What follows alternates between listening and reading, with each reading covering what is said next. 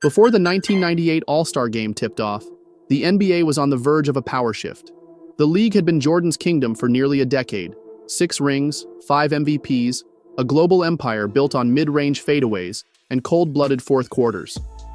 But by '98, the cracks were starting to show. Not in his game, but in the league's timeline. Michael Jordan was 35. He had nothing left to prove, and yet, everything to protect. Meanwhile, the next generation was trying to kick it in. Kobe Bryant was a teenager, just 19 years old, but already a starter in the All-Star Game. He hadn't even earned a full-time role on his own team yet, but the fans voted him in. Why? Because he looked like MJ. He moved like MJ. He even tried to talk like MJ. Shaquille O'Neal, Kobe's larger-than-life teammate, was the most physically dominant force the league had seen since Wilt. And Karl Malone wasn't just the reigning MVP, he'd stolen it from MJ the year after Jordan dragged the Bulls to 69 wins and another championship. So yeah, there was tension in the air, but here's what made the 1998 All-Star Game so different. It wasn't just West versus East. It was the old guard versus the new blood. It was Jordan versus the future. And everyone in the building knew it. The Garden was sold out, not just for the dunks or the spectacle. People came to see one thing: what happens when the face of the league stares down his replacements and refuses to blink. Behind the scenes, MJ knew this might be the last time. His second retirement was looming. The Bulls dynasty was on thin ice. Phil Jackson already had one foot out the door. Scottie was dealing with injuries. Ownership was ready to clean house. So this All-Star Game, this meaningless exhibition on paper, meant something deeply personal to Jordan. It was a chance to remind everyone, one last time, that the league still ran through him. And oh, did he remind them who built the kingdom. From the first tip to the final buzzer, MJ picked the league's future apart like he already knew their next move. And by the time it was over, Kobe was humbled, Shaq was quiet, and Malone looked shook. So let's break down exactly how the GOAT put the next generation in their place. The 1998 All-Star Game wasn't just a showdown between Jordan and the youngest player in All-Star Game history. First, it was the last time we'd see Michael Jordan lace up as an All-Star in a Chicago Bulls uniform. It was the day Michael Jordan showed Kobe, Shaq, and Karl Malone who's the boss. From the opening possession, Michael Jordan made it clear this was his court, and everyone else was just visiting. First touch, he isolates Kevin Garnett, baits him with a textbook shot fake, then spins baseline and flows into a vintage one-legged fadeaway. On the other end, Jordan embraced the challenge of guarding a 19-year-old Kobe Bryant, taking the matchup personally from the jump. But early on, the West was punching back. Shaq set up on the left block, took one dribble, then spun with that surprising grace for 300 pounds. Kobe's first meaningful touch was straight from the triangle. Shaq sets a perfect backscreen, Gary Payton zips a baseline pass with surgical precision, and Kobe rises into rhythm, and with Shaq imposing his size at the paint on the other end. Jordan was orchestrating. He threaded a behind-the-back dime around Karl Malone to set up Shawn Kemp at the stripe. The East was already running their offense through MJ, and he was making the right reads like a quarterback picking apart a defense. But the West struck with some Showtime flavor. Shaq gobbled up a rebound and fired a laser outlet pass the length of the floor. Kobe caught it in stride, elevated, and hammered home a ridiculous 360 windmill. Kemp barreled downhill and bricked a layup, but MJ, always lurking, slipped in for the offensive board and clean putback. Then came the real schooling. Jordan took Kobe down to the block, hit a fadeaway over him from the baseline. Next trip, same spot, same move, same result, but this time, he absorbed contact and finished for the +1. By the end of the first, Jordan was in complete control, managing the pace, making plays on both ends, and reminding everyone why the East's offense flowed through him. And the East held a slight edge, up by 8. But this was just the opening act. With MJ catching his breath on the bench, the East needed someone to keep the fire lit, and Reggie Miller stepped up immediately. Then it was Glenn Rice, catching fire from beyond the arc like he had a cheat code. Rice was feeling it. Every time the defense rotated late, he made them pay. And when Rick Smits kicked it out to him on a rhythm catch-and-shoot opportunity, Rice squared up, let it fly. But the moment MJ checked back in, the energy changed completely. The West tried to shrink the floor, packing the paint, closing off driving lanes, but they forgot the one place you can't give MJ any airspace, the mid-range. But this wasn't just a scoring burst, it was orchestration. He started leading the break, hitting cutters in stride like a veteran quarterback. Jordan then calls for the ball on the block. Kobe steps up, it's one-on-one.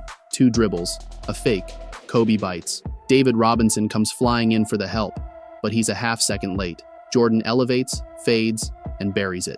The East had put the clamps on Kobe, and Smith was making the West pay from downtown. And just before halftime, he tucked into the dunker's spot, and when Peyton's shot clanked off the rim, he pounced. Still, when the dust settled, it was Jordan who led all scorers at the break with 13 points, and the East held a solid 67-58 lead. By the time the third quarter tipped off, this stopped feeling like an all-star game. It became a statement, a duel, a one-on-one masterclass. Michael Jordan versus Kobe Bryant, the fearless teen trying to snatch the crown. And the moment MJ touched the ball, the East cleared out. They weren't hiding their agenda. Let Mike cook. Let him go at Kobe. On the other end, Kobe got his chances too, but MJ was no ordinary defender. Meanwhile, down low, Shaq tried to impose his will, but Dikembe Mutombo wasn't having it. And just when the West tried to shift the tempo, Jordan made sure they couldn't. Garnett tried to swing a pass cross-court, but MJ saw it before it left his hands. He darted into the lane, picked it clean, and took off the other way. The West packed the paint, hoping to wall off his drives, but Jordan adjusted. He kicked out to spot-up shooters, trusting his teammates to hit from deep. Jordan was still playmaking, threading a pass inside to Shawn Kemp, who spun off his man and dropped in a clean finish. But MJ wasn't done proving his point. He got Kobe on the baseline, isolated, one jab step, a pivot, elevation. Kobe stayed with him, but Shaq rotated over too late. The only thing that stopped that bucket was a goaltend. If this was a test, Kobe wasn't flunking it. MJ all over him, and still Kobe calmly pulled up from the top of the arc and drained a 3. The kid wasn't scared. And then Kobe hit them with a fake behind-the-back pass, froze the defense, reversed direction, and knifed to the rim with explosive precision. Give him space and it was game over. Peyton found him in rhythm, and Kobe buried another one from deep. But Jordan wasn't rattled. He relished it. He came right back at Kobe, attacked off the bounce, rose up, and dropped in a signature fadeaway. By the end of the third, it was Kobe 18, Jordan 17. On the scoreboard, the East still held firm, up by 10. As the fourth quarter tipped off, Jordan came out firing. A quick catch and shoot from deep. And if defenders keyed in thinking he was only looking to score, wrong again. Jordan flipped roles, commanding the floor like a maestro. When the West tried to wall off the paint, MJ calmly slung a cross-court dime to a wide-open Reggie Miller. And if you tried full-court pressure, Jordan spun through them, then accelerated downhill for a smooth, gliding scoop layup. At this point, it was about control. He drove to collapse the defense. He created angles. Even when the shot didn't drop, guys like Antoine Walker were feasting on second-chance looks. And defensively, Jordan didn't conserve energy. He was in passing lanes, bodying up, rotating with purpose. He was attacking the rim with urgency and drew contact like it was a skill, which it was. MJ then stepped to the line, exhaled, and just for the flex, closed his eyes, and sank the free throw. That's confidence carved from decades of domination and showed the rest who was the boss. By the time the horn sounded, Jordan had done it again. Game-high 23 points. All-Star MVP, a 21-point statement win for the East. In a game that was supposed to celebrate the league's brightest stars, Michael Jordan turned it into a reminder that no matter how loud the hype got, no matter how many high-flying dunks Kobe had, no matter how many MVPs Karl Malone could steal, this was still his league. At 35 years old, with retirement breathing down his neck and the Bulls on the verge of collapse, MJ didn't flinch. He stared down the future, teen phenom Kobe Bryant, a prime Shaquille O'Neal, and outplayed every single one of them. Not with flash, but with fundamentals. With IQ, with that killer instinct no one else in the building had. Because this wasn't just a game, it was a chapter. The final chapter of MJ's all-star legacy and the prologue to everyone else's. Kobe had become the closest thing to Jordan we'd ever see. But that night, he got a front-row seat to the masterclass.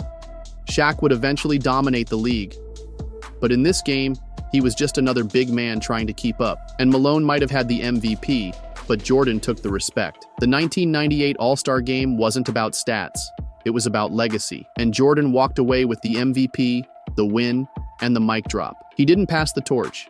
He made them earn the right to even touch it. Because before you can carry the league, you have to survive Michael Jordan, the boss. And before you go, if you love these deep dive NBA throwbacks, make sure to hit that like button, subscribe, and turn on notifications because we've got more legendary moments coming your way.